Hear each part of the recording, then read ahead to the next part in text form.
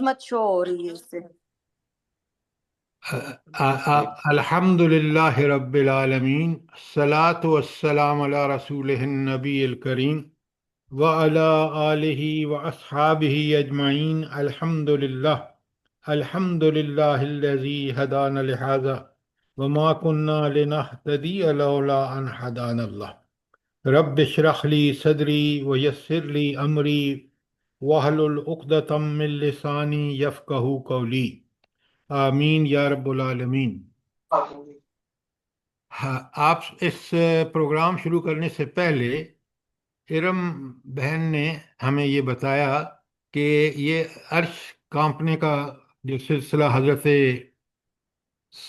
سعد کے بارے میں نبی کریم صلی اللہ علیہ وآلہ وسلم نے ارشاد فرمایا، تو اس واقعے کا ذرا پس منظر اور پیش منظر ہمارے سامنے ہونا چاہیے۔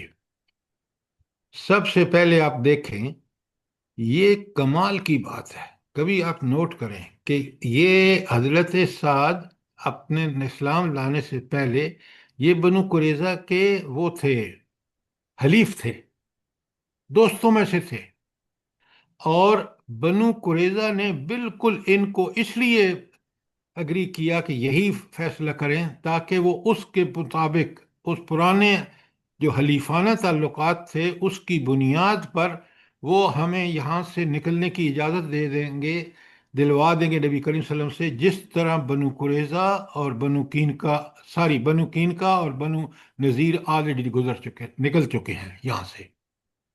تو یہ ان کا خیال تھا، اسی کے مطابق انہوں نے آپ حضرت سعد رضی اللہ تعالی عنہ کی انہوں نے مان لیا کہ یہ منصف ہوں۔ انہوں نے جو فیصلہ بالکل دین اور ایمان کے مطابق کہ اگر یہ ان کی کام چال کامیاب ہو جاتی، جو اللہ نے کامیاب نہیں ہونے دی، کہ اندر سے یہ حملہ کریں گے، اور ان کے پاس اتنا سامان اور اتنے ویل اکوپڈ تھے کہ یہ تو پیس کے رکھ دیتے، اور باہر سے 10,000 کا لشکر کھڑا تھا۔ تو اللہ رب العالمین نے ان کے دل میں ایمان کی استقامت کی بنیاد پر جو فیصلہ کیا کہ ان یہودیوں کو قتل کر دیا جائے، مردوں کو، اور عورتوں اور بچوں کو غلام بنا لیا جائے۔ کیوں؟ ایسی گنہونی سازش تھی کہ اگر وہ کامیاب ہو جاتی تو نبی کریم صلی اللہ علیہ وسلم مسلمان مدینے میں ان کا نام و نشان بھی مٹ جاتا۔ تو اللہ کے اس ولی نے، صحابی نے، پیارے صحابی نے وہ فیصلہ دیا جس فیصلے نے بالکل حق کا فیصلہ، یہی فیصلہ اللہ نے کہا میرا فیصلہ ہے، یہ مہر تصدیق ثبت کر دی۔ اس کے بعد آپ دیکھیں جب یہ دنیا سے جاتے ہیں تو کس قدر اللہ کے ہاں بھی اس بات کا افسوس ہوتا ہے کہ یہ وہ شخص ہے جس نے فیصلے عین قرآن و سنت کے مطابق کیے، اور ان یہودیوں کے بارے میں جو اس کے حلیف تھے۔ اب بات ارم سمجھ میں آئی ہے نہیں آئی؟ الحمدللہ سر، جزاک اللہ خیرن۔ سر تو دیکھیں کیا شان تھی ان صحابہ کی ایمان کہ کے یوں کہ دیکھیں، دیکھیں عرش آپ بھی ہل گیا۔ آپ دیکھیں کہ آپ حیران ہوں گے کہ یہ صحابہ کیا چیز تھے۔ ابھی آپ نے پڑھا ہے اور میں نے کل بڑی تفصیل سے آپ کو بتایا ہے کہ منافقین کے جو رویے تھے، اور جس طرح مسلمانوں نے نبی کریم صلی اللہ علیہ وسلم کا ڈیفنس کیا، اور بالآخر تو ان کو سمجھ آ گیا کہ ہتھیاروں سے ان کا مقابلہ نہیں کیا جا سکتا۔ کیوں؟ اللہ تعالیٰ کی تائید و نصرت ایسی تھی کہ 10,000 کا لشکر غزوہ احزاب میں ناکام اور نہ واپس لوٹا۔ رات کے اللہ نے ایسی طوفان اور اندھیری چلائی کہ ان کو چھوڑنا پڑا محاصرے۔ اب ان کو سمجھ آ گیا، اور حضور نے بھی فرمایا کہ اب یہ کبھی حملہ آور نہیں ہوں گے، اتنی طاقت کبھی مجتمع کر ہی نہیں سکیں گے، چاہے یہود بھی مل جائیں جو ملے ہوئے تھے، اور یہ قریش مکہ بھی، کہ 4,000 کا لشکر قریش مکہ کا تھا اور 6,000 قبائل تھے کافروں کے۔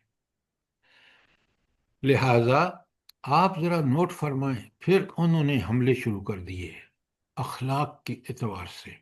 جو میں آپ کو پوری تفصیل سے بتا چکا ہوں، اور آپ ذرا ان کو پڑھیں۔ اور یہ جو آخری آج کا بیان ہوگا کہ انہوں نے حضرت عائشہ صدیقہ کے رضی اللہ تعالی عنہ کے بارے میں، جن کی عزت اور ناموس کی قسم کھائی جا سکتی ہے، ان کے بارے میں جو پروپیگنڈا کیا، اور خاص کر عبداللہ بن ابی اس میں شامل تھا، اور پھر اللہ کی طرف سے قرآن میں اللہ تعالیٰ نے وہی نازل فرمائی حضور نبی کریم صلی اللہ علیہ وسلم پر کہ کس قدر یہ حضرت عائشہ صدیقہ اس معاملے میں معصوم ہے۔ میں آج بیان کروں گا، اور آپ کو حیرت ہوگی کہ یہ وہ واقعات ہیں جو ہمارے ایمان کو اتنی مہمیز دیتے ہیں، اتنا ایمان کو بڑھا دیتے ہیں کہ انسان کہتا ہے کہ اصل میں تو جان اللہ نے دی ہے، اس جان کو حق ادا تب ہوتا ہے جب ہم اس کو قربان کر دیں، شہادت حاصل کر لیں۔ اور اس جذبہ جہاد اور جذبہ شہادت سے نبی کریم صلی اللہ علیہ وسلم، ان کے صحابہ اور صحابیات سرشار تھے۔ آپ دیکھیں کہ جب وہ، ذرا غور فرمائیں، یہ پڑھیں آپ اور غور سے پڑھیں۔ حضرت صفیہ جو پھپھی ہیں چچا اپنے حضور نبی کریم صلی اللہ علیہ وسلم کی، انہوں نے جب دیکھا کہ ایک یہودی گھوم رہا ہے، وہ جب معاہدہ ان کا ہو گیا نا، تو انہوں نے یہودی کو بھیجا کہ جا دیکھ ذرا مسلمانوں کا حال، تاکہ ہم ان کو سبق سکھائیں، نعوذ باللہ۔ تو حضرت صفیہ نے اس کو مار قتل کر دیا۔ کیسے؟ ایک لکڑی اٹھائی، ماری اور مر گیا۔ تو یہود کو بھی کان ہو گئے۔ تو یہ صحابیات تھیں جنہوں نے اللہ کے رسول صلی اللہ علیہ وسلم کی ناموس پر مر مٹنے کا پورا جذبہ تھا ان کے موجود۔ لہذا یہ جو کل میں نے آپ کے سامنے، میں اس کے کوئک ریویژن کرتا ہوں تاکہ آپ اس کو پڑھ لیں اور سمجھ لیں۔ اصل میں یہ اس لیے بڑا امپورٹنٹ ہے کہ جب نوٹ فرمائیں اور میری بات کو پوری طرح سمجھیں، سوال کریں۔ جب کافروں نے یہ دیکھا کہ بھائی جنگ کے میدان میں یہ ان کو ثابت ہو گیا، غزوہ احزاب میں، غزوہ خندق میں، کہ اب اس کو شکست نہیں، یہ ناقابل شکست ہو گئے۔ کیوں؟ 1 مہینے کا محاصرہ، 10,000 ان کی فوج خندق کے باہر، یہ شہر میں، اور یہودیوں کے ساتھ جب معاہدہ ہو گیا تو انہوں نے سمجھا کہ اب تو ہم ختم کر ہی کے جوڑا۔ لیکن رات کو ایسا طوفان آیا کہ وہ تو سارے کے سارے 10,000 چلے گئے، اور پھر ان یہودیوں کا جنہوں نے ان کے ساتھ مل کے مدینے کو ملیمیٹ کرنے کا خواب دیکھا تھا، ان کے ساتھ جو کچھ ہوا وہ آپ نے دیکھ لیا۔ لہٰذا یہ جو آپ کے صفحات ہیں بڑے اہم ہیں۔ غزوہ بنو مستلق، خود غزوہ آپ دیکھ لیں، کوئی بڑا غزوہ نہیں ہے، لیکن اس کے دوران جو حرکات ہیں کافروں کی، یہ آپ پیجز میری گزارش ہوگی کہ آپ ان کو دوبارہ پڑھیں۔ یہ 442 سے غزوہ بنی مستلق اور غزوہ مریسی جو ہے یہ شروع ہوتا ہے، اور آج کا بھی اس میں شامل ہے، اور وہ ہے واقع افک۔ اب واقع افک کیا ہے، اب اس کی تفصیل میں آپ کو بتاؤں گا، لیکن میری گزارش ہوگی کہ اس کو بڑے غور سے پڑھیں۔ جو یہ واقعات ہیں پیج 442 تا آپ کے 455 تک، جی ہاں بتائیں، 455 تک، 455، 55۔ بالکل آپ نے ٹھیک کہا، بالکل 455 تک، 442 سے اس کو غور سے پڑھیں اور دیکھیں، آپ حیرت زدہ ہو جائیں گے کہ اللہ کی تائید اور نصرت کیسی تھی نبی کریم صلی اللہ علیہ وسلم کے ساتھ، اور آپ کے فیصلے کتنے حکمت پر مبنی تھے۔ کیوں؟ نبی کو سب سے زیادہ حکمت اللہ تعالیٰ عطا فرماتے ہیں، اور حکمت یہ ہے کہ کسی کیس کے، کسی مشکل مسئلے کو کا حل بر وقت اور صحیح حل جو ہے وہ بر وقت لے آنا، یہ عین حکمت کا تقاضا ہے۔ اور یہ فیصلے آپ دیکھ لیں، ہجرت حبشہ ہو، ہجرت مدینہ ہو، پھر آپ صلی اللہ علیہ وسلم نے کس طرح مواخات کے ذریعے کس طرح مسجدیں بنائیں، پہلے کعبہ میں، پھر اور کس طرح اس معاشرے کو اسلامی عین اسلام کے مطابق استوار کیا۔ اور پھر دیکھیں غزوہ بدر، دیکھیں اللہ کی کتنی بڑی وہ انعام ہے، فتح، معجزہ ہے۔ غزوہ احد میں آپ دیکھ رہے ہیں کہ مسلمانوں نے نبی کریم صلی اللہ علیہ وسلم کی وہ بات کو نہیں مانا کہ وہ انہوں نے چھوڑ دیا درا، جس کی وجہ سے ان کو ایک جزوی شکست ہوئی۔ لیکن اگر وہ جو احد کے میدان سے یہ مکے والے اگر داخل ہو جاتے مدینے میں تو مدینے کو یہ ستیہ ناش کر سکتے تھے، تہس نہس کر سکتے تھے، لیکن اللہ تعالیٰ نے اور حضور نبی کریم صلی اللہ علیہ وسلم کا فیصلہ دیکھیں، آپ صلی اللہ علیہ وسلم لاشیں پڑی ہوئی ہیں، 70 مسلمان شہید ہوئے ہیں، لیکن آپ نے فیصلہ فرمایا کہ چلو ان کا تعاقب کرتے ہیں، اور پھر مسلمانوں میں اس تعاقب کی وجہ سے وہ شکست، احساس شکست بھی ختم ہوا، اور ان میں یہ جرت بھی پیدا ہوئی۔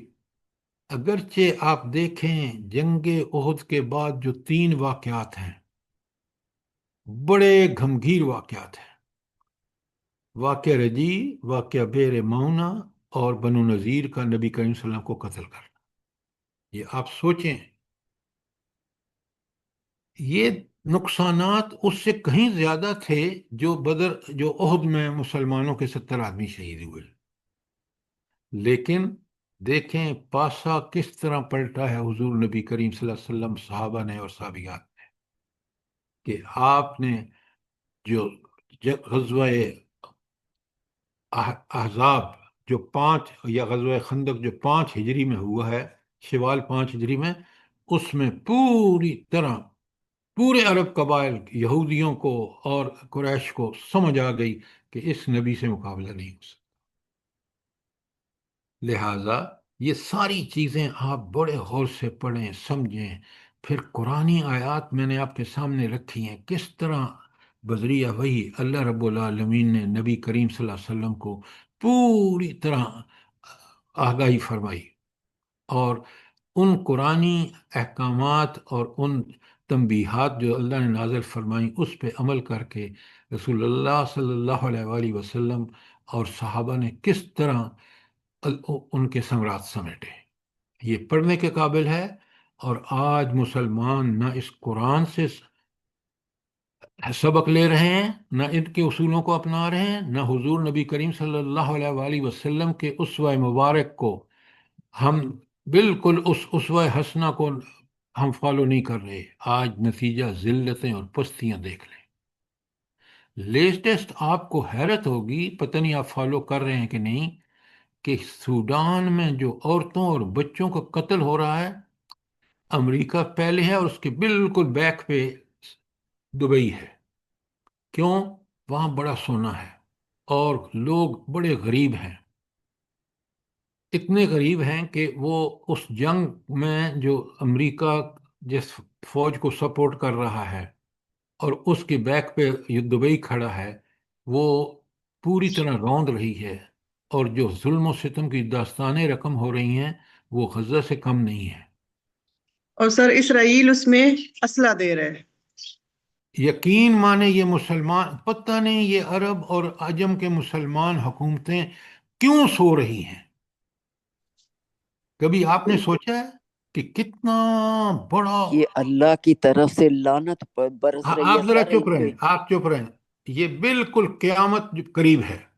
یاد رکھیں کہ دنیا اس وقت، پوری دنیا، آپ غزہ کو دیکھ لیں، آپ سوڈان کو دیکھ لیں، پوری دنیا ایک جنگل کا قانون ہے، اور مسلمانوں کا خون، حضور نے فرمایا کہ وہ وقت آئے گا کہ یہ لوگ مسلمان ایسے ہوں گے جیسے ایک سجا ہوا ہو نا دسترخوان اور بھوکے اس پر پڑے، بالکل کافر اسی طرح مسلمانوں پر پل پڑیں گے۔ سر جی میرا یہ ایک سوال ہے، یہ 449 پیج پہ ہے سورہ توبہ کی 126 آیت، اس کی ذرا وضاحت کر دیجئے۔ کون سی آپ نے فرمایا پیج کون سا ہے؟ جی 449۔ اچھا 449 پہ سورہ توبہ کی آیت 126. 126. جی بسم اللہ الرحمن الرحیم. میں آپ کے سامنے اس کو کھولتا ہوں، اور کوئی اور سوال، یہ تو آپ میں نے ریکارڈ نوٹ کر لیا اور اس کا میں جواب دے رہا ہوں. اس کے علاوہ کوئی کل کے لیکچر پہ کوئی بھی سوال ہو، کیونکہ بہت اہم تھا. جی سر جی الحمدللہ وہ تو سارا سمجھ آ اچھا گیا. آپ بڑے غور سے سنیں.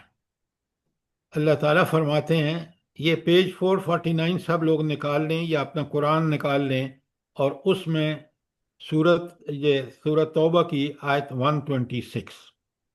اللہ تعالیٰ فرماتے ہیں اولو یرون، کیا وہ دیکھتے نہیں، یعنی یہاں منافقین کا بات ہے، کیا منافقین اس بات کو نہیں نوٹ کرتے، انہم یفتنون فی کل عام، وہ ہر سال آزمائے جاتے ہیں، مرتن او مرتین، ایک مرتبہ یا دو مرتبہ، یعنی سال میں ایک دفعہ یا دو دفعہ ضرور آزمائے جاتے ہیں.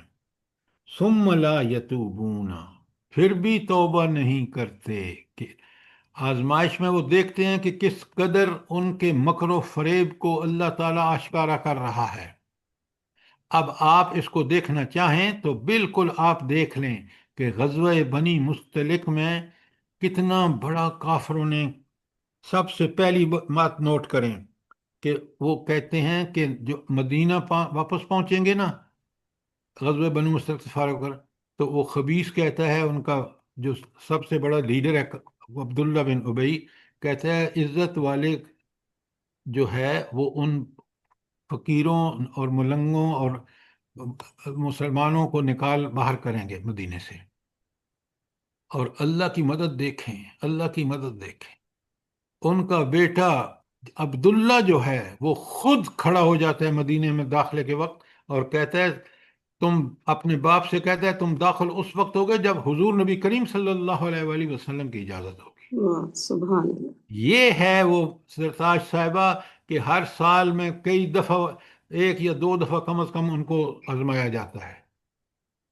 جی پھر آپ دیکھیں حضرت عائشہ صدیقہ پر جو تہمت جو ابھی میں آپ کے سامنے بیان کروں گا، اللہ نے ان کو صاف بتایا کہ وہ خاتون کس درجے کی مومنہ ہے، بذریعہ وہی آتی ہے. یہ ہے کہ وہ منافق وہ سارا پراپوگنڈا چاہے وہ جنگ کے اعتبار سے کریں. دیکھیں اس نے عبداللہ بن ابی نے غزوہ اس میں آپ کے غزوہ احد میں 300 بندے لے کے واپس آ گیا. یہ آزمائش نہیں تھی اس کی اور مسلمانوں کی؟ جی بالکل. تو یہ ہے اس کا مطلب. اللہ کہتے ہیں پھر بھی دیکھیں ان کو توبہ نصیب نہیں ہوتی. توبہ اس کو نصیب ہوتی ہے جو اپنے گناہوں پر پچھتائے. یاد رکھنا، وہ توبہ کرتے ہیں. سب سے پہلے پچھتاوا ہے کہ میں نے اس اللہ کی نافرمانی کی جو میرا خالق، مالک، رازق اور حاکم ہے، جو میرے سانس کا بھی مالک ہے، میری ہر چیز کا مالک ہے، وہ میرے دل کے رازوں کو بھی جانتا ہے. اللہ کہتے ہیں، اللہ فرماتے ہیں کہ یہ منافق پھر بھی ثم لا یتوبون وہم لا ہم یذکرون، اور پھر نصیحت بھی حاصل نہیں کرتے. اب بات سمجھ آئیے کہ نہیں آئی؟ جزاک اللہ سر جی جزاک اللہ الحمدللہ. اب ہم چلتے ہیں، آج کا جو ہمارا بڑا اہم ٹاپک ہے وہ واقعہ افک. اگر اپنی کتاب کا 452 پیج نکال لیجیے 452.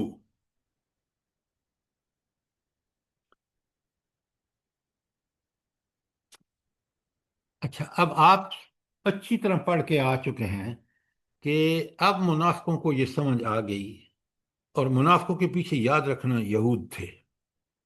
کہ انہوں نے کہا کہ اب میدان کے جنگی میدان میں تو ہم شکست نہیں دے سکتے.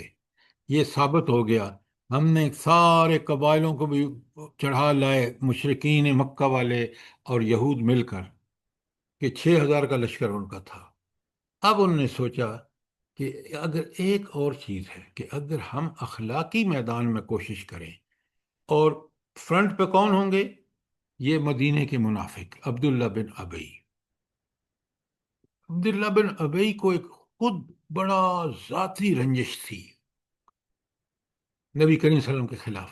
وہ ذاتی رنجش کیا تھی بلا؟ سر اس کی تاج پوشی ہونی تھی جو نہیں ہو سکی۔ ہاں، یہ تو طے کر لیا تھا لڑ لڑ کے۔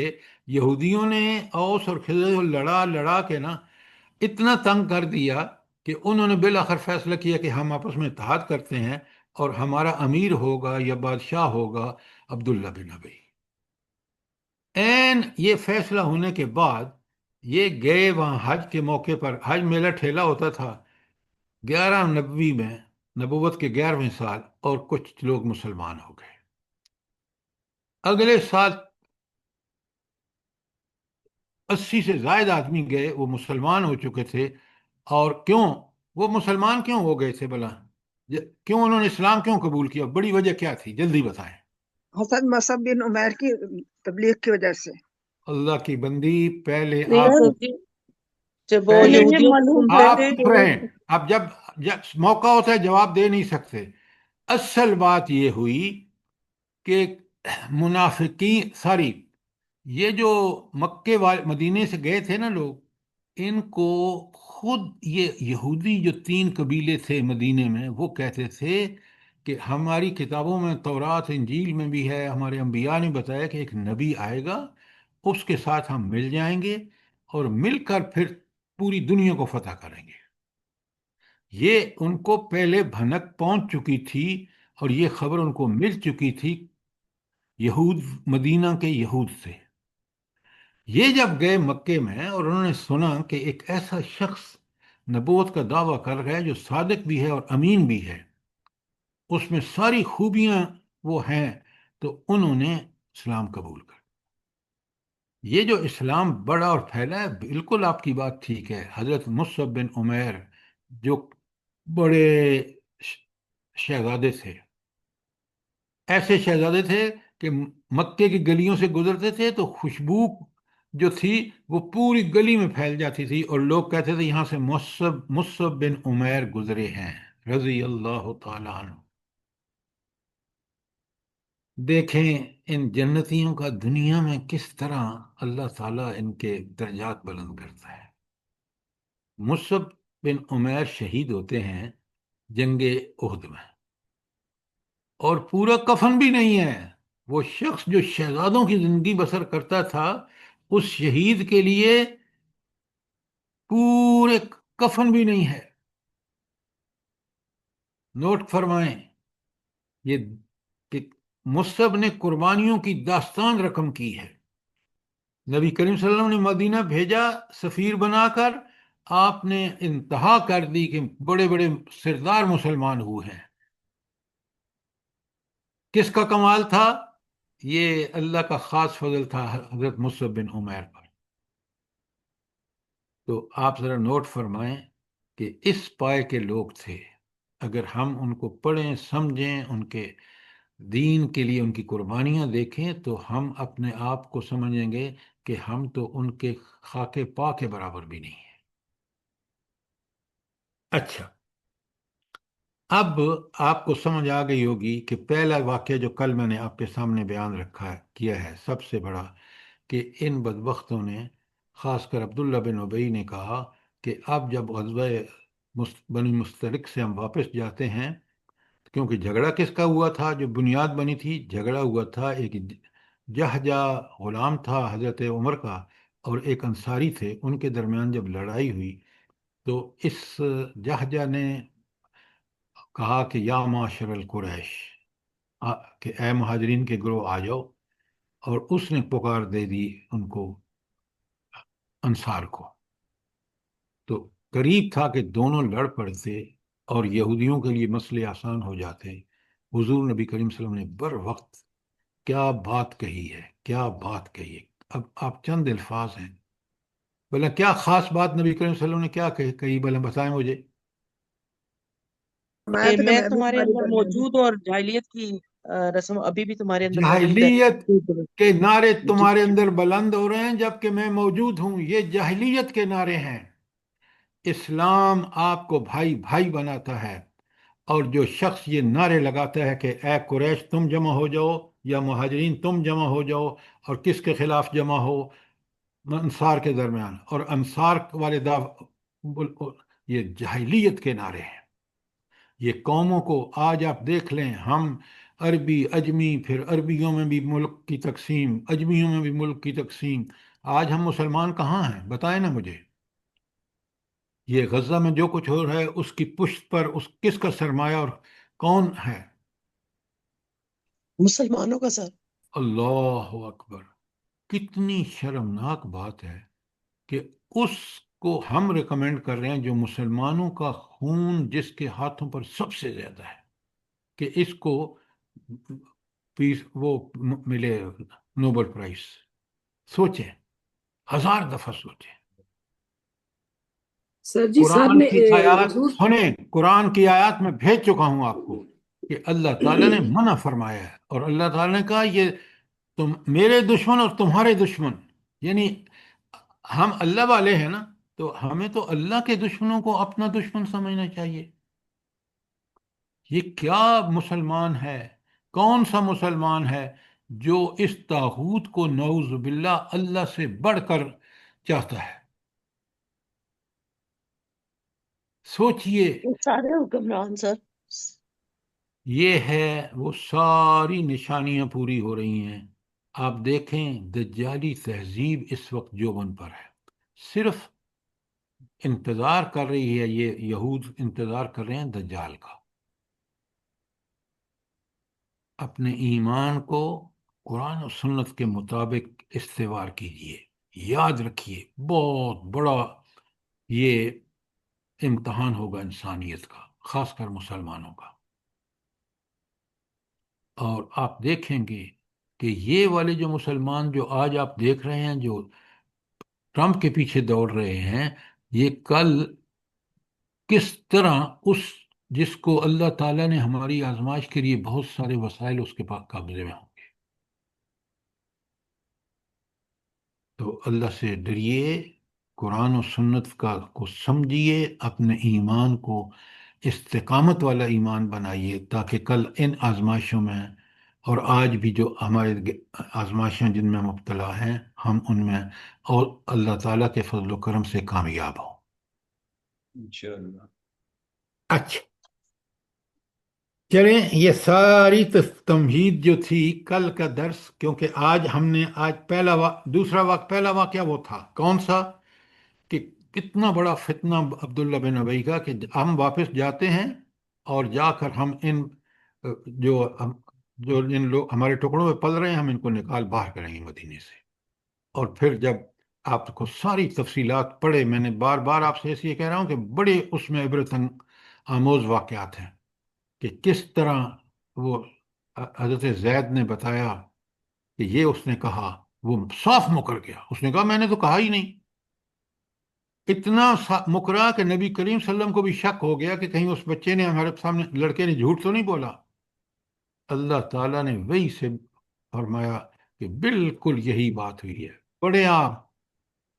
اور پھر نبی کریم صلی اللہ علیہ وسلم نے اس کو بلا کے کہا لڑکے تو نے سچ کہا، وہی ربانی نے تائید کی ہے اس کی۔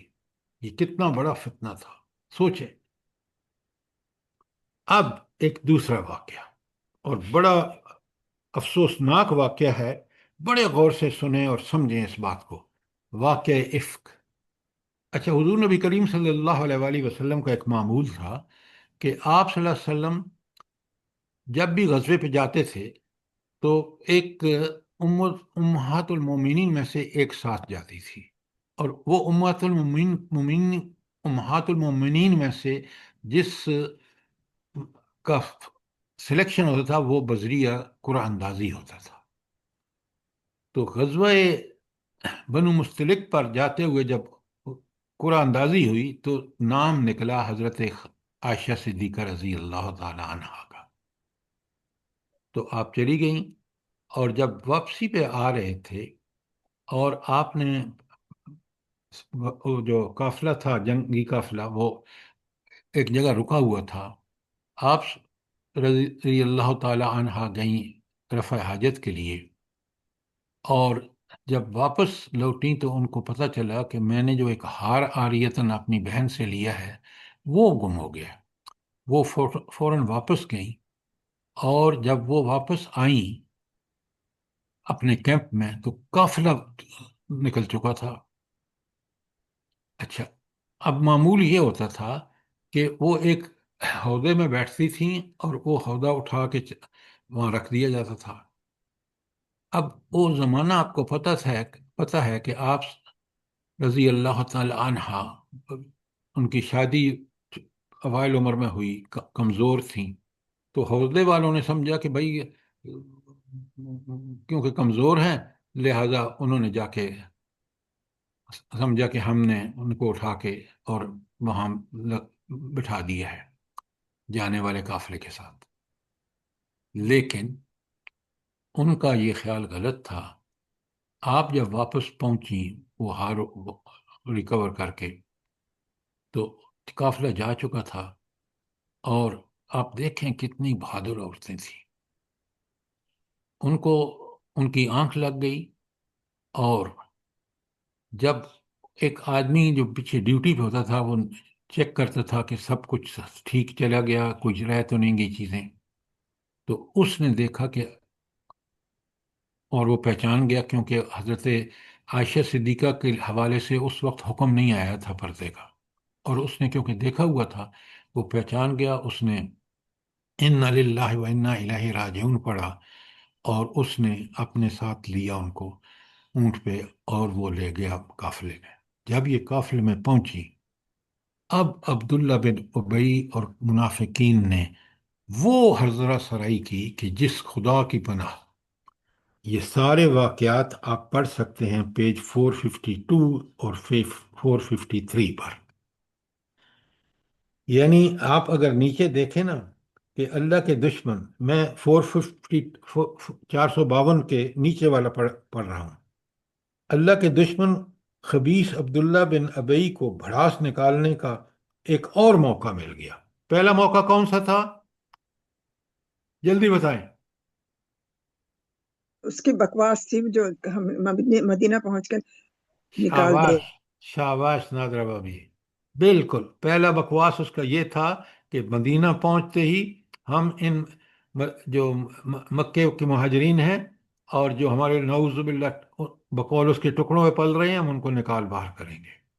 اب یہ دوسرا اس نے بہت بڑا حملہ کیا اپنی دانش میں، کہ اس نے کہا کہ حضرت عائشہ صدیقہ پہ ایسا دھبا لگایا جو ایک عام آدمی بھی سوچ نہیں سکتا۔ تو چنانچہ اس پہلو میں نفاق اور حسد کی جو چنگاری سلگ رہی تھی، اس نے اس کے کرب کو پنہان کو عیاں کر دیا اور نمایاں کیا، یعنی بدکاری کی تہمت تراش کر واقعات کے تانے بانے تہمت کے رنگ میں، اس میں خاکے میں رنگ بھرنا شروع کر دیا، اس کو پھیلایا، ادھیڑا، بنا وغیرہ وغیرہ، اور اس کے ساتھ ہی بھی اس بات کو بنیاد بنا کر تقرب حاصل کرنے لگے۔ اور جب مدینہ آئے تو اس تہمت تراشیوں نے خوب جم کر پروپیگنڈا کیا۔ اب یہ ایک ایسی بات تھی کہ جس پر انہوں نے ایسے گھڑے افسانے کہ جس سے عام آدمی بھی، اور خاص کر منافقین کا تو یہ وسیلہ تھا کہ انہوں نے اس کو خوب افسانہ ترازی کی، اور اس پہ کچھ لوگ بھی بڑے سادہ لوگ مسلمان بھی اس میں شامل ہو گئے، لہٰذا اس چیز نے بہت بڑا فتنہ برپا کیا۔ اچھا، ادھر رسول اللہ صلی اللہ علیہ وسلم خاموش تھے، کچھ بول نہیں رہے تھے، لیکن اب ظاہر ہے، دیکھیں نا، اللہ کے رسول صلی اللہ علیہ وسلم علم غیب نہیں جانتے تھے۔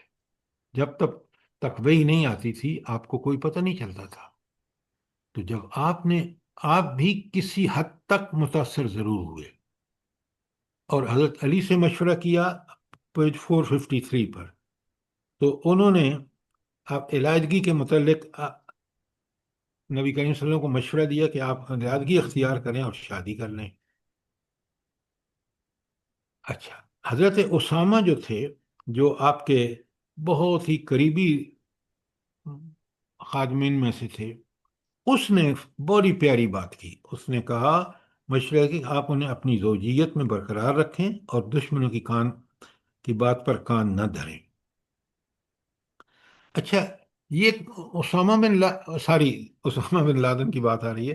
حضرت اسامہ نے یہ کیوں کہا؟ جلدی بتائیں. دیکھیں نا، ہمیں بات کو سمجھنے کے لیے ذرا سوچنا چاہیے. وہ جتنا قریب سے حضرت عائشہ کو جانتے تھے کوئی اور نہیں جان سکتا. گھر کے خادم تھے، لہذا انہوں نے جو بات کہی اپنے ان سے کانٹیکٹ، ان کی عزت اور ناموس کی جس پر وہ فائز تھیں اللہ کی طرف سے، اس کو پیش نظر رکھ کے اس نے یہ بات کہی. اچھا، اب کیونکہ معاملہ بہت سیریس ہو چکا تھا تو حضرت سعد بن معاذ اور حضرت اسید بن حذیر نے قتل کی اجازت چاہی کہ ہم اس کو اڑا دیتے ہیں، کیونکہ اس نے ناموس رسالت خاص کر حضرت عائشہ کے بارے میں جو حرکت کی ہے. لیکن حضرت سعد بن عبادہ پر، جو عبداللہ بن ابی کے قبیلہ خزرج کے سردار تھے، قبائلی حمیت غالب آ گئی، کیونکہ اس خزرج قبیلے سے تھے. لہٰذا سعد بن عبادہ جو ہیں وہ عبداللہ بن ابی کے حق میں بول پڑے. تو کچھ تلخ کلامی بھی ہوئی، لیکن نبی کریم صلی اللہ علیہ وسلم نے انہیں خاموش کر دیا اور پھر خود بھی خاموش ہو گئے. اچھا، ادھر آپ ذرا سوچیں، دیکھیں اللہ تعالیٰ کی شانیں دیکھیں. آپ کو پتہ ہے پھر اس کے بعد جو اللہ تعالیٰ نے قوانین نازل فرمائے ہیں خواتین کے حوالے سے، وہ بڑے زبردست ہیں. ہر واقعے کا اللہ تعالیٰ نے اور رسول صلی اللہ علیہ وسلم نے بھرپور فائدہ اٹھایا کہ دین کی جو بنیادیں ہیں وہ مضبوط ہوں، اصول اور قاعدے اور ضابطے نازل ہوں، تاکہ لوگ جو ہیں وہ پاکیزہ معاشرے کا مزہ چکھیں. تو حضرت عائشہ کا حال یہ تھا، سنیں، کہ غزوے سے واپس آتے ہی بیمار پڑ گئیں. 1 مہینے تک مسلسل بیمار رہیں. انہیں اس تہمت کے بارے میں کچھ علم نہ تھا، البتہ انہیں یہ بات کھٹکتی رہتی تھی کہ نبی کریم صلی اللہ علیہ وسلم بیماری کی حالت میں جو ہے وہ ان کی وہ لطف و عنایت نہیں ہے جو پہلے نظر آتی تھی. بیماری ختم ہوئی تو ایک رات، اب سنیں ان کو پتہ کیسے چلا، کتنی معصوم ہیں اور کتنی ان چیزوں سے لا تعلق ہیں، اور خاص کر کیونکہ 1 مہینے کی بیماری کی وجہ سے اور بھی لا تعلق رہیں. تو مصطح جو ہیں ان کے ہمراہ قضائے حاجت کے لیے گئیں، کیونکہ آپ کو پتہ ہے قضائے حاجت باہر کھلے راتوں میں نکلتی ہیں یہ امہات المومنین. اتفاق سے مصطح کا اپنی چادر میں پھنس کر پھسل گیا پاؤں. اس پر انہوں نے اپنے بیٹے کو بد دعا دی. تو حضرت عائشہ صدیقہ نے اس حرکت پر ان کو ٹوکا، لیکن وہ بڑی پکی مسلمان تھی. انہوں نے عائشہ کو بتلانے کے لیے کہ میرا بیٹا بھی اس پروپیگنڈے کے جرم میں شریک ہے، تہمت کا واقعہ کہہ سنایا. حضرت عائشہ نے واپس آ کر اس خبر کی ٹھیک پتہ لگانے کی غرض سے رسول اللہ صلی اللہ علیہ وسلم سے والدین کے پاس جانے کی اجازت چاہی. اب بیماری سے کچھ انہوں نے ریکور کر لیا، تو انہوں نے کہا کہ میں اس کو یہ جو واقعہ، ان کو تو سن کر بڑی حیرت ہوئی. تو انہوں نے کہا کہ میں اپنے والدین یعنی حضرت ابوبکر صدیق جو ان کے والد تھے ان کے یہاں چلی جاتی ہوں، اور تاکہ اچھا. لیکن اب دیکھیں، اب تہمت لگائیں گے ام مستہ کا بیٹا کون سا تھا؟ اس کا نام یا نہیں آیا، لیکن مصطح جو ہیں وہ ایک صحابیہ تھیں، اور آپ دیکھیں کہ کتنی قریب تھیں کہ حضرت عائشہ صدیقہ کو وہ رات کو کمپنی دے رہی ہیں، اور پھر جب ان کا پاؤں پھسل جاتا ہے تو وہ اپنے بیٹے کو بد دعا دیتی ہیں کہ وہ کس طرح اس سے افیکٹ ہو گیا. یعنی یہ دلیل ہے کس بات کی؟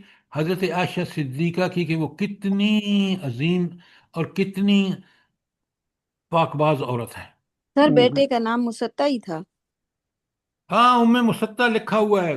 سوری ارم، بالکل ٹھیک کہا آپ نے، مصطح ان کے بیٹے کا نام ہے. مصطح جو آ گیا بالکل ٹھیک ہے، جزاک اور اللہ. سر جی یہ ایک اور بات کتنی پیاری ہے کہ آج کل بھی بیٹیوں کو کوئی مشکل پیش آتی ہے تو ماں باپ کے گھر آتی ہیں، اور انہوں نے بھی یہی کہا کہ مجھے اجازت دے، میں ادھر جا رہی ہوں. माँ बाप के घर। सरदार साहिबा, आप देखें, अबू बकर सिद्दीक की बेटी हो और अबू बकर सिद्दीक का घर हो, सुभान जिसने अल्लाह। इस्लाम के लिए सब कुछ लुटाया।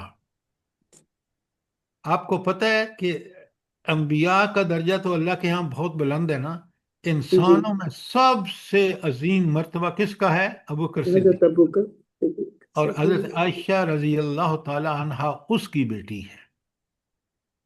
और नबी करीम सल्लल्लाहु अलैहि वसल्लम को की शादी जब आप सल्लल्लाहु अलैहि वसल्लम आप रजी अल्लाह ताला अन्हा से हुई है, तो आपकी उम्र 9 साल थी। जी, अच्छा, आप जरा इन चीज़ों को बड़े गौर से पढ़ें और देखें कि मुनाफिकीन जो मारे आस्तीन होते हैं वो अंदर से कितना बड़ा नुकसान पहुंचाते हैं। आज ये मुनाफिकीन हम मुसलमानों के हुक्मरान हैं, और ये देख लें कि ये किस कदर नुकसान पहुंचा रहे हैं अल्लाह के दीन को। अपनी कौमों के साथ जुल्म, और उसके सामने सजदा रेज होते हैं ताबूत के सामने। सोचें। एक्सक्यूज मी सर, जी उनका नाम था मस्ता बिन असासा। चलें, जज़ाकल्लाह, आपने और तफ्तीश कर ली, इन्होंने किताब से देख लिया। अच्छा, अब हजरत थैंक यू आयशा जी। अच्छा सिद्दीक़ा अच्छा। रजी अल्लाह ताला अन्हा की हालत बिल्कुल हालत जार थी कि रोते रोते उनके आंसू तक खुश्क हो गए। अच्छा, आप जरा देखें कि हजरत आयशा के हवाले से जब ये बात वही के जरिए वाज़ेह हो गई कि वो बेगुनाह है, तो हजरत आयशा की माँ ने कहा कि आप जाए नबी करीम सल्लल्लाहु अलैहि वसल्लम से माफ़ी मांगें, शुक्रिया अदा करें। ज़रा देखें, हजरत बकर सिद्दीक की बेटी क्या कहती है? कहती है, मैं अल्लाह का शुक्र अदा करूंगी जिसने मेरी माफ़ी का ऐलान फरमाया। सुभान अल्लाह। ये है मोमिना औरत की कमाल कि सुभान रब अल्लाह। से। तो जब वही का नजूल हुआ और अल्लाह ताला के रसूल ने फरमाया कि ए आयशा, अल्लाह ने तुम्हें बरी कर दिया है, खुशी से उनकी माँ बोली, आयशा हुजूर की जानब उठो, शुक्रिया अदा करो। उन्होंने अपने दामन को बरात और रसूल वसल्लम की मोहब्बत पर एतमाद व वसूक के सबब कदरे नाज के अंदाज में कहा, वल्लाह मैं तो उन की तरफ ना उठूंगी और सिर्फ अल्लाह की हम्द करूंगी। क्यों?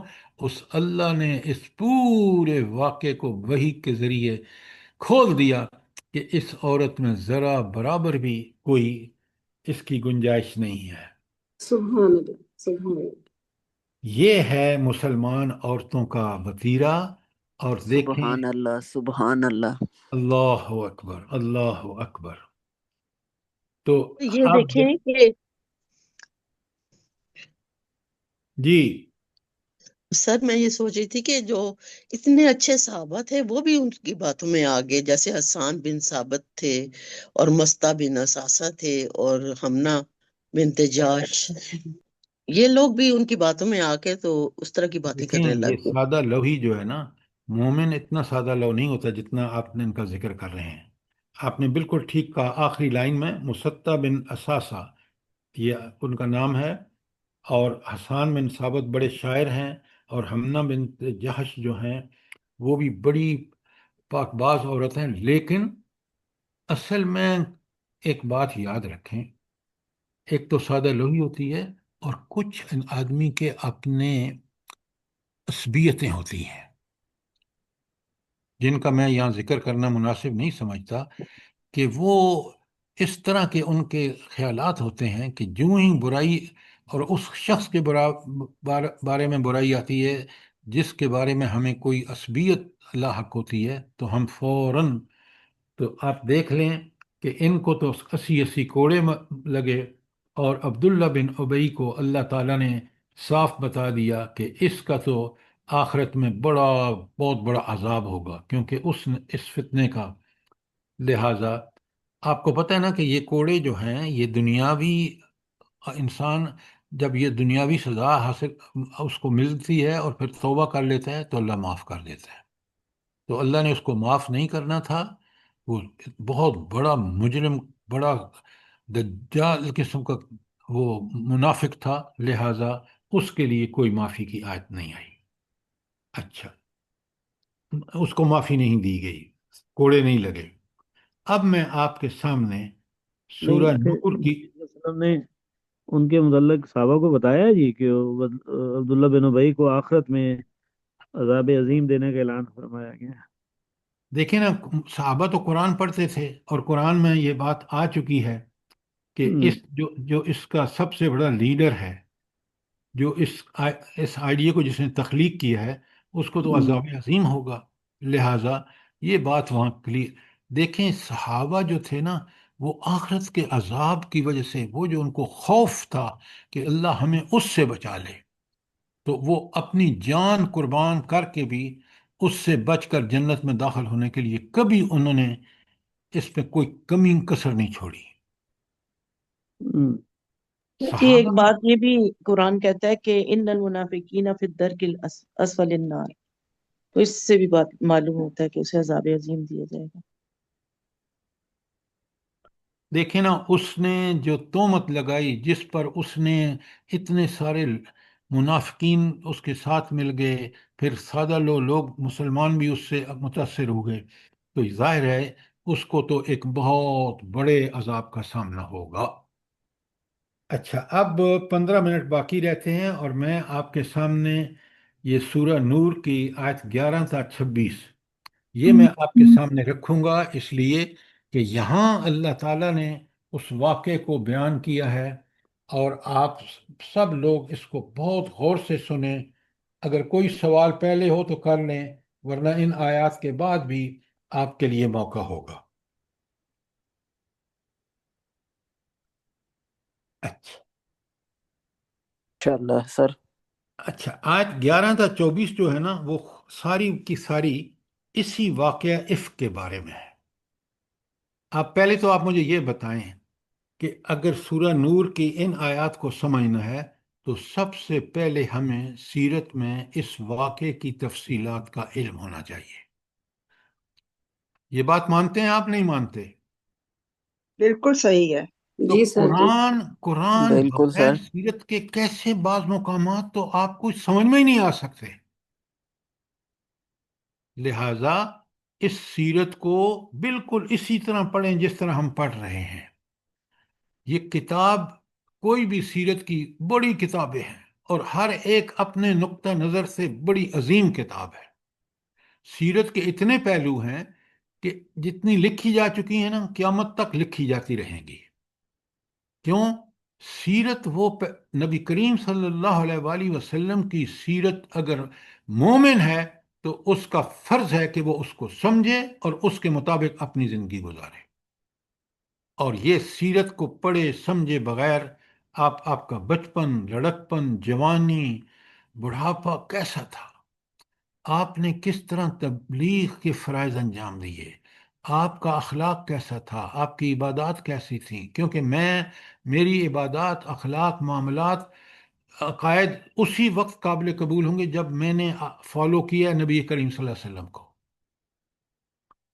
آپ قرآن پڑھ کے دیکھ لیں، قرآن صاف بتاتا ہے کہ کامیاب وہ ہوگا جس نے نبی کریم صلی اللہ علیہ وسلم کی اطاعت کی، اور جہنم میں وہ جائے گا جس نے اطاعت کا چھوڑ دیا۔ اور خود نبی کریم صلی اللہ علیہ وآلہ وسلم نے بھی اپنی حدیث مبارک میں فرمایا کہ جنت اس کو ملے گی جو میرا مطیع اور فرمانبردار ہوگا، اور جہنم اس کا مقدر ہوگی جو میرا نافرمان ہوگا۔ یہ آپ صلی اللہ علیہ وسلم کا خود فرمان بھی ہے، قرآن نے تو کھول کھول کے بتایا، ایک جگہ نہیں کئی جگہ۔ میں آپ کے پاس آیات آپ کو بھیج چکا ہوں۔ کوئی سوال یہاں تک قبل اس کے کہ میں آپ کے سامنے شروع کروں آیت 11؟ سر یہ جو 450 پیج پر سب سے آخر میں نا حمنہ بنت جہش، یہ حضرت زینب کی بہن تھی، زینب بنت جہش کی۔ بالکل بالکل، زینب بن جہش جو ہے وہ حضرت زینب کی بہن تھیں، اور میرا خیال ہے کہ اللہ تعالیٰ معاف کرے، آپ بھی سمجھ سکتے ہیں کہ ان کو اپنی بہن کی محبت نے، ان کی سوکن جو تھی حضرت عائشہ صدیقہ، ان کے بارے میں اس طرح کی باتیں کرنے پر وہ میرا خیال ہے اپنے اس عصبیت کی وجہ سے ان پر یہ مسائل کھڑے ہوئے ہیں۔ جزاک بہرحال ہمیں کوئی حق نہیں پہنچتا کہ ہم کسی کے بارے میں یہ کہیں، لیکن سمجھنے کی خاطر ایک بات ہم نے جو آپ سے گزارش کی ہے وہ سمجھنے کے لیے۔ جزاک اللہ۔ اچھا، اب چلیں۔ اسی طرح کا جو عصبیت جس کو آپ بول رہے ہیں نا سر، وہ حضرت عائشہ اور حضرت علی کے درمیان بھی آپ ہماری بالکل ٹھیک کہہ رہے ہیں، لیکن ہم کہہ نہیں سکتے۔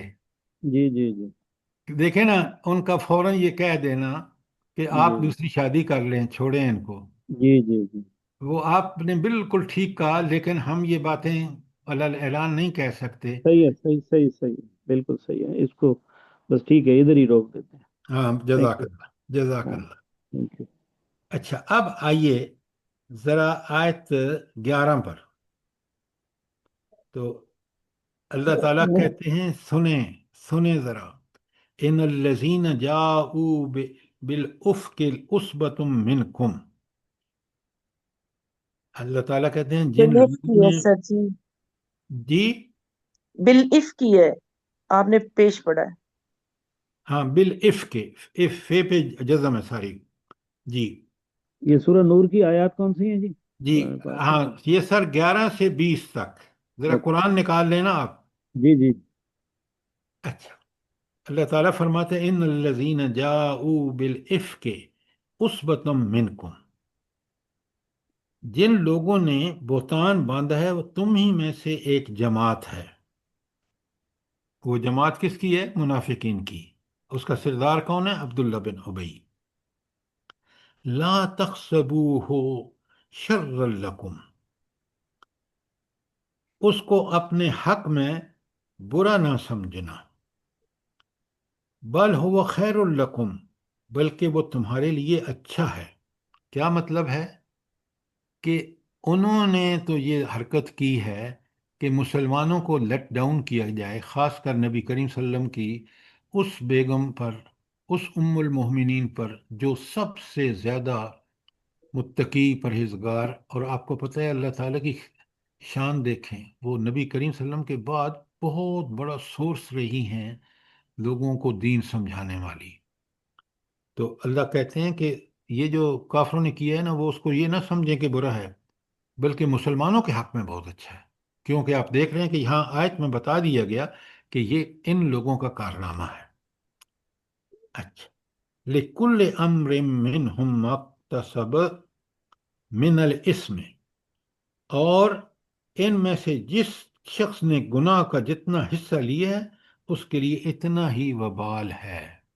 اب دیکھ لیں کہ عبداللہ بن ابی کو اللہ تعالیٰ کس طرح بالکل فوکس میں رکھ کے بات ہو رہی ہے۔ سر جی مم مکتسبت نہیں ہے، من مکتسبہ۔ من ساری منہم ما اکتسبا، ٹھیک ہے، جی من الاسم، جس کسی نے جتنا بھی گناہ کمایا ہے اس کا وبال اسی پر ہے، والذی تولا کبرہ، اور جس نے ان میں سے بہتان کا بوجھ اٹھایا ہے، یہاں دیکھیں بڑا کلیئرلی آ گیا، لہو عذاب عظیم، اس کے لیے بہت بڑا عذاب ہے۔ یہ تو 11 آیت ہے نا، 12 میں اللہ نے بڑا کلیئر کر دیا، فرمایا اذا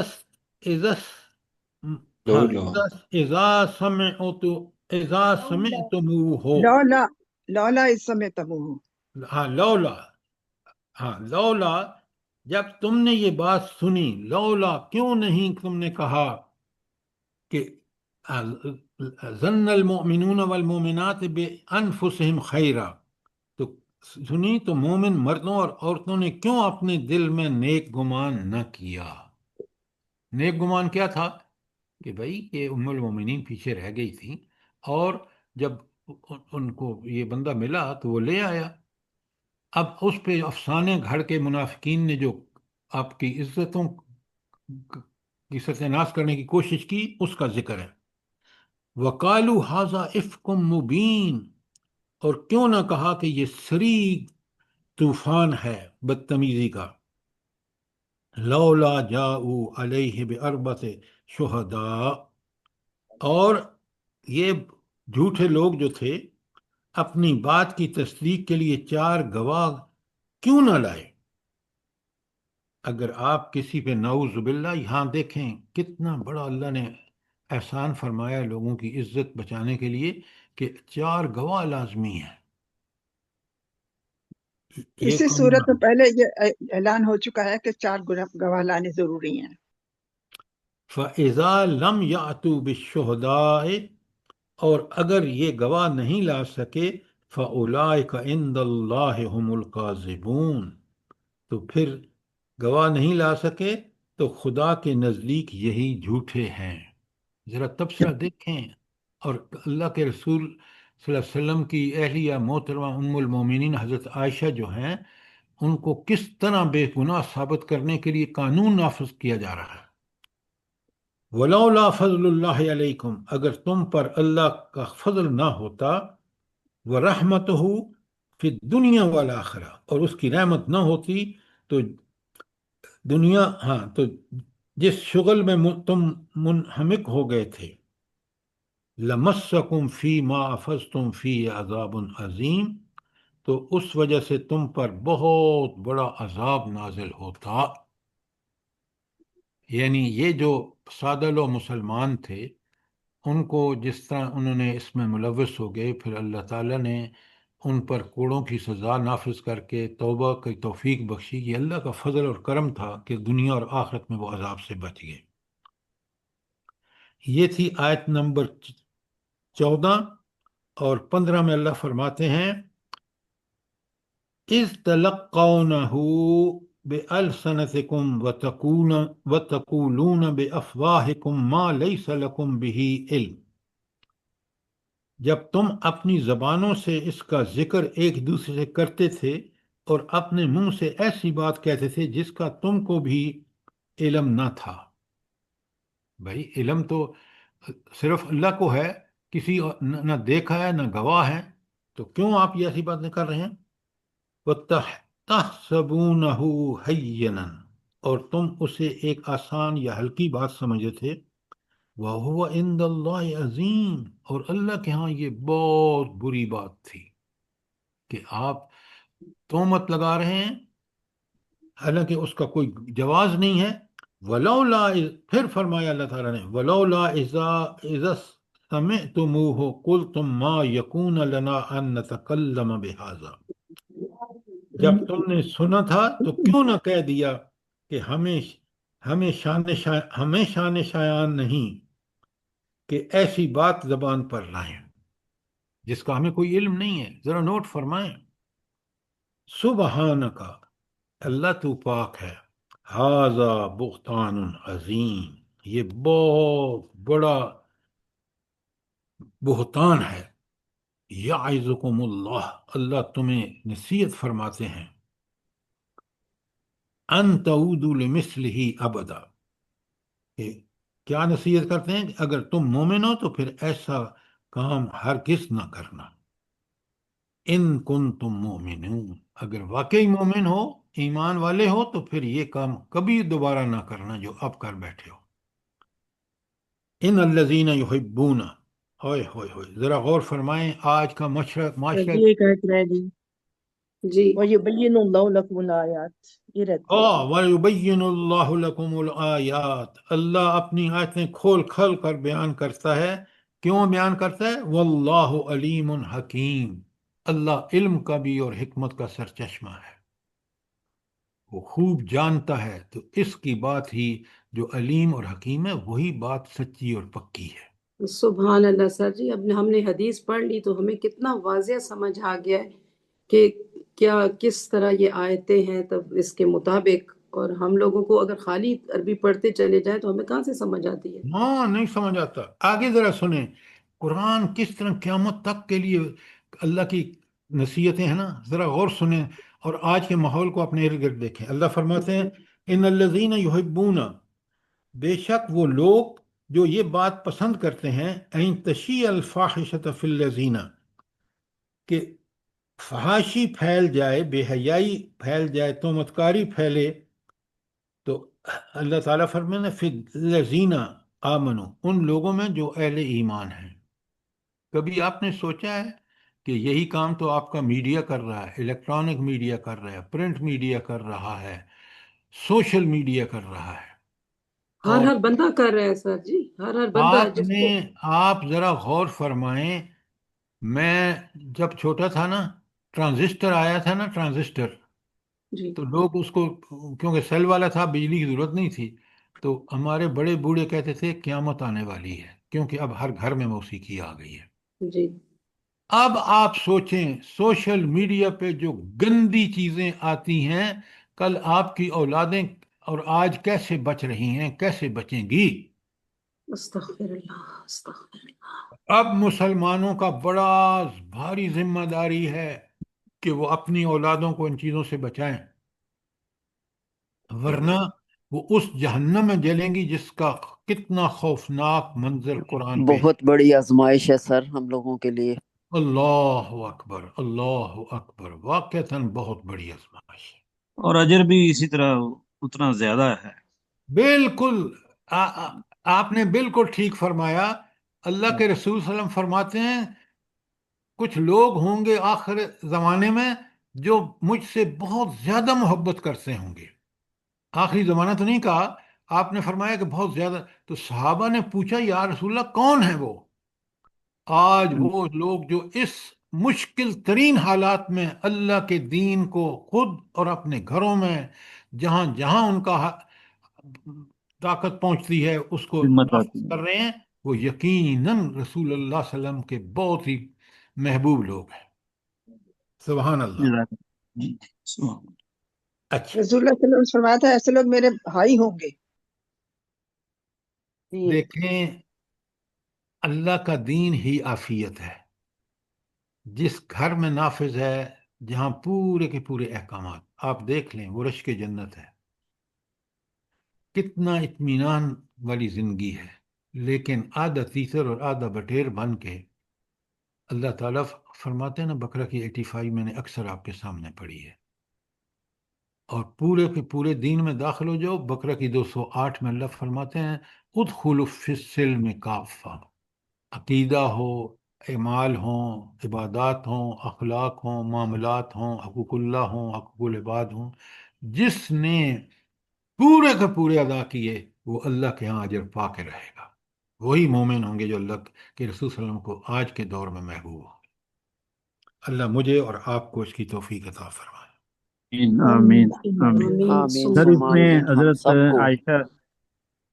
عائشہ رضی اللہ تعالی عنہا کا مقام اور عفت اور ان کی پاک دامنی، اس کے متعلق اللہ تبارک تعالیٰ نے قرآن پاک میں جو ورڈکٹ دیا ہے، قیامت تک کے لیے ان کی شان بہت بلند کر، کیا بات ہے، کیا بات ہے۔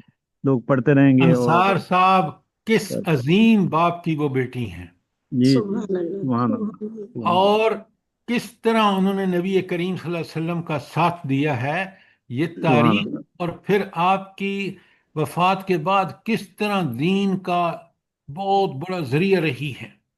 سبحان اللہ، ہاں۔ اللہ تعالیٰ کے ہاں جو ان کے درجے ہیں وہ ہمارے سوچ سے بھی باہر ہیں۔ اور سبحان سر جی اللہ، جو یہ لوگ بغیر بہت بڑا۔ سوچے سمجھے دوسروں پہ تہمت لگا دیتے ہیں، ان کو بھی دیکھنا چاہیے کہ ان کا کیا انجام ہے۔ یہاں قرآن نے بیان کر دیا۔ جی زرتاج صاحبہ آپ جی دیکھیں، اللہ تعالیٰ نے یہ واقعات اسی لیے ظہور پذیر ہوئے تاکہ مسلمانوں کو قیامت تک کے لیے رہنمائی ملے۔ یہاں جی صاف بتا دیا کہ اگر تم تہمت لگاؤ گے، جو آج آپ دیکھیں لوگ اس طرح بول دیتے ہیں جیسے یہ کوئی بات ہی نہیں ہے، اللہ اکبر اللہ قیامت کے دن کیا حشر ہوگا۔ اللہ اکبر یہ جو اللہ ماڈرن خواتین ہیں ان کو دیکھیں تو صحیح، جی اور یہ ماڈرن تعلیم یافتہ طبقوں کو دیکھیں، ان اسمبلیوں کو دیکھیں جہاں یہ لوگ پہنچے ہیں، ان کی کارکردگی کو دیکھیں۔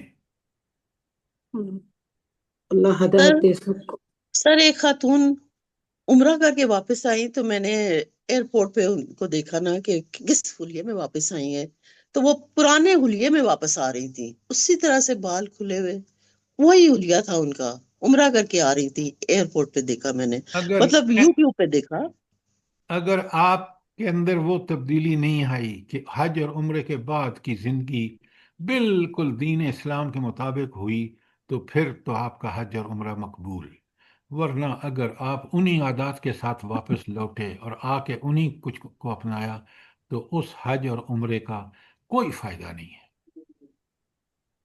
چلیں آگے چلتے ہیں، بڑی پیاری آیات ہیں، قرآن کی ہر آیت بڑی پیاری ہے۔ حضرت سوری، حضرت عائشہ کی شان میں ایک بات اور کر دوں، بڑے موقع ہے، پھر بعد میں مجھے بھول جائے گا۔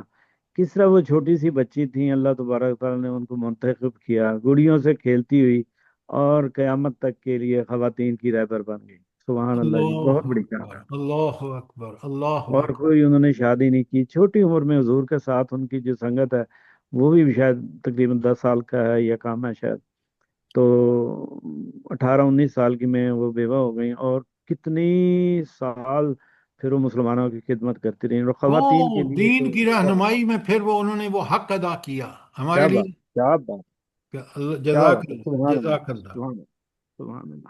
سر جی ہماری ماں ہے نا، تو ماں کا سوچ کے اپنی ماں سے زیادہ ان سے پیار محسوس ہوتا ہے، ان کی دیکھیں کوالٹیز پڑھتے ہیں۔ قرآن نے کہہ دیا وہ مسلمانوں کی مائیں ہیں، یہ قرآن کا اللہ کا حکم ہے۔ جی جی جی۔ اچھا سبحان آگے سنیے جناب، ان الذین یحبون ان اللہ، تشیع الفاحشۃ فی الذین آمنوا لہم عذاب علیم فی الدنیا والآخرہ، جو لوگ اس بات کو پسند کرتے ہیں کہ مومنوں میں بے حیائی یعنی تہمت بدکاری کی خبر پھیلے، ان کو دنیا اور آخرت میں دکھ دینے والا عذاب ہوگا۔ واللہ یعلم، وہ اللہ تو جانتا ہے، وانتم لا تعلمون، اور تم نہیں جانتے۔ تو یہ کون پتہ بتا رہا ہے، کون بتا رہا ہے یہ سب کچھ کہ عذاب ہوگا ان لوگوں کو جو فحاشی اور عریانی کی تشہیر کریں گے؟ اللہ کے اللہ تعالیٰ رسول خود اللہ بتا تعالیٰ رہے خود تعالیٰ بتا فرما رہا ہے۔ رہا ہے، وَلَوْلَا فَضْلُ اللَّهِ عَلَيْكُمْ، اگر اللہ تعالیٰ کا فضل تم پر نہ ہوتا، وَرَحْمَتُهُ، اس کی رحمت، وَأَنَّ اللَّهَ رَءُوفٌ الرَّحِيمٌ، اللہ کیسی ہستی ہے، بہت ہی مہربان، رعوف اور رحیم ہے۔ کیا مطلب ہے؟ اس نے قرآن بھیج کر، نبی بھیج کر ہماری رہنمائی کے لیے حجت تمام کر دی ہے۔ اب اگر ہم نے اس پہ چل کے دنیا گزاری تو دنیا میں بھی اس کی تائید اور نصرت اور مدد، اور آخرت میں جنت۔ لہٰذا میرے بہنوں اور بھائیوں، بیٹیوں، آپ سب لوگ اس پر پابند ہو جائیں، استقامت اختیار کریں، کیونکہ یہ دنیا اور آخرت کی بھلائیوں کا سرچشمہ قرآن اور سنت ہے۔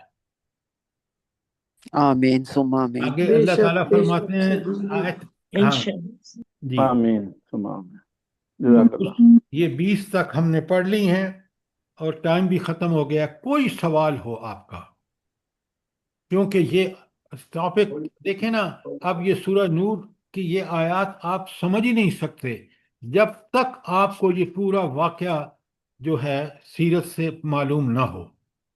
جی سر بالکل۔ بالکل الحمدللہ، آپ پڑھ چکے ہیں تو اتنا اچھا اللہ لگ پاک رہا ہے، آپ کو کھل بہت کھل کے بہت سامنے جزائے آ گیا خیر ہے دے۔ سارا کچھ۔ آپ پوری سورہ پڑھیں نا تو آپ کو سمجھ آ جائے گی کہ اس سورت کی کتنی اہمیت ہے۔ اللہ تعالیٰ فرمایا سورۃ انزلناہا وفرضناہا وانزلنا فیہا آیات بینات لعلکم تذکرون۔ ذرا اس پوری آیت کو، آپ پوری سورت کو پڑھیے، سمجھیے، انشاءاللہ آپ کو مزہ آ جائے گا۔ انشاءاللہ انشاءاللہ سر، اللہ تعالیٰ جزاک مجھے اللہ بھی اور پاک آپ آپ کو کو بھی ان اور چیزوں ہم کو، سب کو جو آپ سے جڑے ہوئے ہیں سب کو ہمت توفیق دے اس پہ آمین، عمل کی، آمین ثم آمین۔ اور ہم لوگوں کے اولادوں کو بھی اور تمام دنیا کے مسلمانوں کو۔ آمین۔ ہم لوگ اس وقت دیکھیں دنیا سوئی ہوئی، اور ہم لوگ لوگوں کے لیے بھی دعا کرتے ہیں، اللہ پاک سب کو یہ زندگی اس کا تندرستی کرم، والی۔ یہ اللہ کا کرم، ہماری کوئی خوبی نہیں آمین۔ ہے۔ بالکل بالکل سر۔ بے شک اللہ۔ اللہ ما آپ کو توفیق جزائے الا خیر باللہ۔ دے۔ سیرت کا آمین۔ اندازہ کر لیں کہ کتنی اہم ہے قرآن کو سمجھنے کے لیے، قرآن پر عمل کرنے کے لیے۔ قرآن اور سنت یہ اسی وقت پوری طرح جڑ سکتے ہیں جب ہم سیرت کو سمجھیں۔ جزاک اللہ۔ بالکل۔